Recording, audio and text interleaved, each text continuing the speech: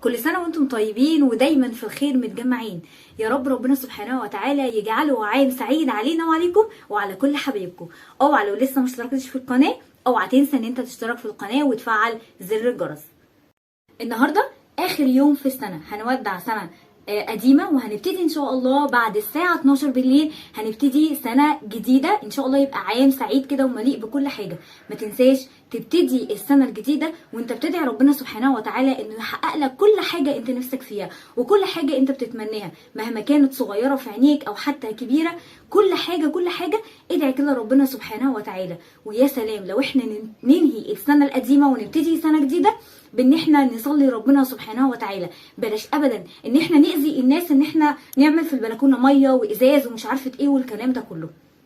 اكيد كلنا مش هننسى اطفالنا وحبايبنا واهلنا واخواتنا اللي موجودين في اهل غزه، وندعي ربنا سبحانه وتعالى يهونها عليهم ويقويهم ويعدي المحنه اللي هم فيهم دي على الف خير يا رب العالمين.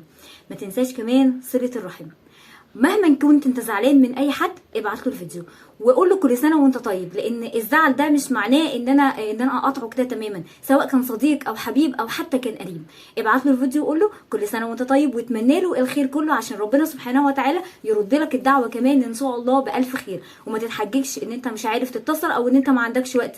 عندك اي وسيله من وسائل التواصل الاجتماعي ابعت له على الواتساب او على التليجرام او على اي حاجه حضرتك تحبها، بس اوعى تنسى ان انت تهنيه ان سنه خلاص فاتت وتتمنى له الخير ان شاء الله في سنه جديده جت. وما تنساش كمان باذن الله ان احنا كلنا نعرف حبايبنا واطفالنا الموجودين في البيت ان دي سنه جديده احنا ازاي هنستقبلها بمنتهى الطاقه الايجابيه، وان احنا ان شاء الله هنقدر نحقق كل حاجه احنا نفسنا فيها. مفيش حاجه ابدا اسمها مستحيل. خلاص الامتحانات فاضل يومين تقريبا، يوم الثلاث وهنبتدي امتحانات نص السنه، فده مش معناه ان احنا ما نحتفلش بالسنه الجديده او كده، لا، كل حاجه ليها وقتها. بالعكس احتفل عشان تديهم طاقه ايجابيه وان انت تديهم ان شاء الله حماس ان هم ازاي يقدروا يدخلوا الامتحانات وهم عندهم طاقه ايجابيه. غير حياتك وخليك بسمة حب. كانت معاكم بسمة فتحي. سنة سعيدة وعام سعيد عليكم وعلينا وعلى كل حبايبنا، اللهم امين يا رب العالمين.